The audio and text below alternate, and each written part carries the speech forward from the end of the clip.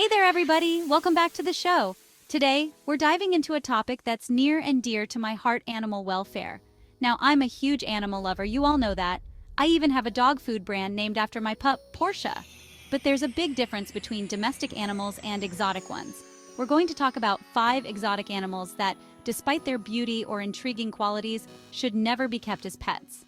I know, some of them look so cuddly, and you might even see videos online that make it seem like it's okay. But trust me, there's a lot more to it than meets the eye. These animals belong in the wild, where they can thrive in their natural habitats. Keeping them as pets is often harmful to their well-being and can even be dangerous for the owners. So let's jump right in and learn more about these amazing creatures and why they deserve our respect, not our cages. First up, we have the majestic tiger. These creatures are truly awe-inspiring, embodying the raw power and beauty of the natural world. I mean, who doesn't love a good tiger documentary, right? Watching them on TV is one thing, but having one in your backyard is a whole different story. They're powerful, they're graceful, and they've got those incredible stripes that make them one of the most recognizable animals on the planet. Their elegance is unmatched.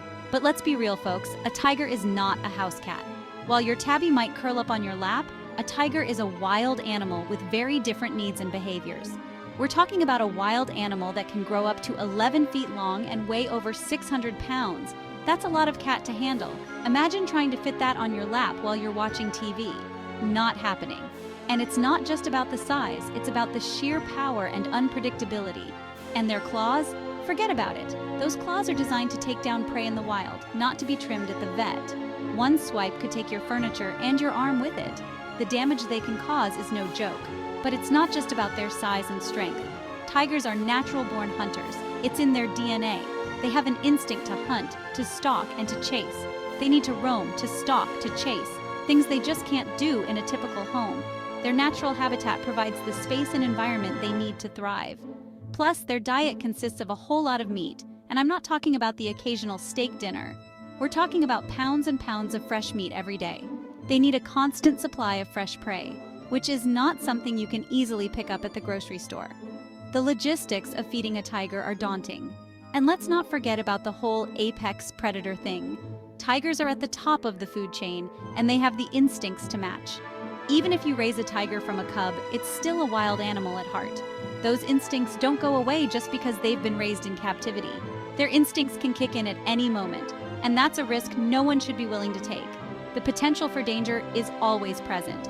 So let's admire these magnificent creatures from a distance, where they belong, in the wild. They are a vital part of our ecosystem and deserve to live in their natural habitat.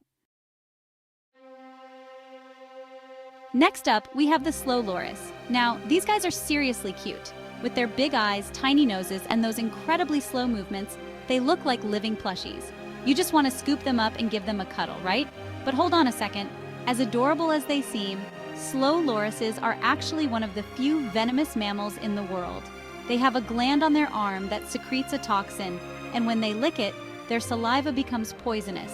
If they bite you, it can cause a severe allergic reaction, and trust me, you don't want to mess with that. But even if we ignore the venom for a moment, keeping a slow loris as a pet is still a terrible idea. These nocturnal primates are highly specialized in their diet and habitat. They live in the rainforests of Southeast Asia, where they feed on a specific diet of tree sap, insects, and nectar. Trying to replicate that in your living room is nearly impossible. Plus, the illegal pet trade often involves cruelly removing their teeth to make them seem less threatening, which leads to all sorts of health problems for these poor animals. So, let's leave the slow lorises in the wild, where they can live their best, venom-filled lives. In their natural habitat, slow lorises engage in fascinating behaviors like grooming and social interactions that are crucial for their well-being. They also have complex family structures and social bonds that are impossible to replicate in captivity. Their slow, deliberate movements are perfectly adapted for navigating the dense foliage of their rainforest homes, and they are expert hunters of insects and small prey. Conservation efforts are crucial to protect these unique creatures and their habitats. Supporting these initiatives helps ensure that slow lorises can thrive in the wild. So the next time you see a slow loris, remember that their true beauty lies in their natural environment, where they can live freely and healthily. Let's appreciate them from a distance and support efforts to keep their habitats safe and intact. All right, moving on to our next animal, the chimpanzee. Now, I know what you're thinking, chimpanzees? But they're so much like us. They use tools, they communicate, they even laugh. And you're right, chimpanzees are incredibly intelligent and social animals. They share about 98% of their DNA with humans, which makes them our closest living relatives. But that doesn't mean they belong in our homes. Chimps are incredibly strong, about 4 times stronger than humans. They also have sharp teeth and powerful jaws. And let's not forget those long, sharp fingernails. They may seem cute and cuddly when they're young, but as they grow older, they can become unpredictable and even aggressive. And because they're so smart, they get bored easily. In the wild, they spend their days foraging for food, interacting with their social groups, and exploring their vast territories. Confining them to a house or even a large enclosure just isn't fair to them. It deprives them of the mental and physical stimulation they need to thrive. So, as tempting as it might be to have a chimpanzee buddy, let's stick to watching them on nature documentaries, where they can be their wild and wonderful selves. Okay, let's talk about fennec foxes. Just look at them. Those big ears, those tiny paws. They're like miniature desert versions of my pups. And I know, they've become increasingly popular as pets in recent years. But just because something is cute and trendy doesn't mean it's right. Fennec foxes are wild animals with very specific needs. They're adapted to survive in the harsh conditions of the Sahara Desert, where temperatures can fluctuate dramatically between day and night. They're also nocturnal, meaning they're most active at night, which might not jive with your sleep schedule.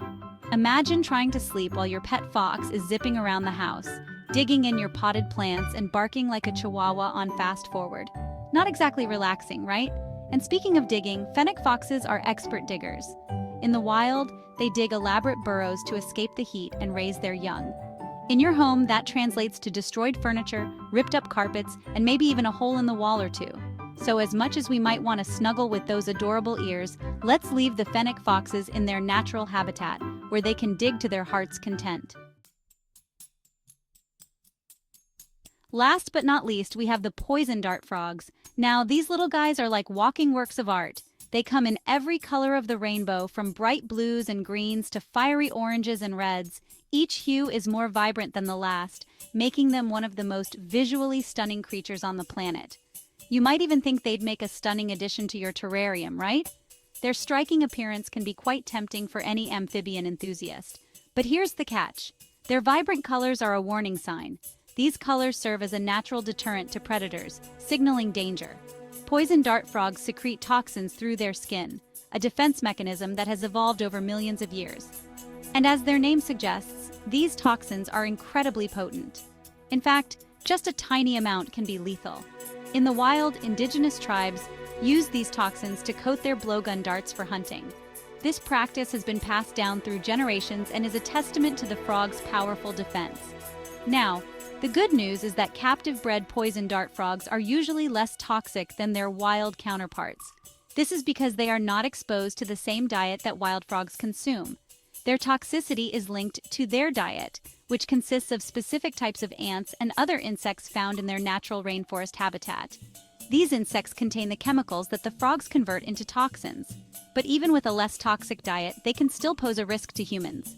It's important to handle them with care and always wash your hands after any contact. They can be especially dangerous to young children who might be tempted to touch them. Education and supervision are key when keeping these frogs as pets. Plus, these delicate creatures require specialized care, including a humid environment, a specific diet, and protection from predators. Their habitat needs to mimic the rainforest as closely as possible. So, let's admire their beauty from a distance, maybe through the glass of a terrarium at a reputable zoo or wildlife sanctuary. This way, we can appreciate their stunning appearance and fascinating biology without putting ourselves or the frogs at risk. Well, that's our show for today, everyone. I hope you learned something new about these fascinating creatures and why they deserve our respect, not our cages. Remember, wild animals belong in the wild, where they can thrive in their natural habitats. If you're considering getting a pet, please do your research and choose a domesticated animal that's well suited to life in a home environment. There are so many wonderful dogs, cats, and other companion animals out there just waiting for their forever homes. And if you want to learn more about animal welfare and how you can help protect endangered species, Be sure to check out the links in the description below. Thanks for watching, everyone. Don't forget to like, subscribe, and hit that notification bell for more fun and informative videos.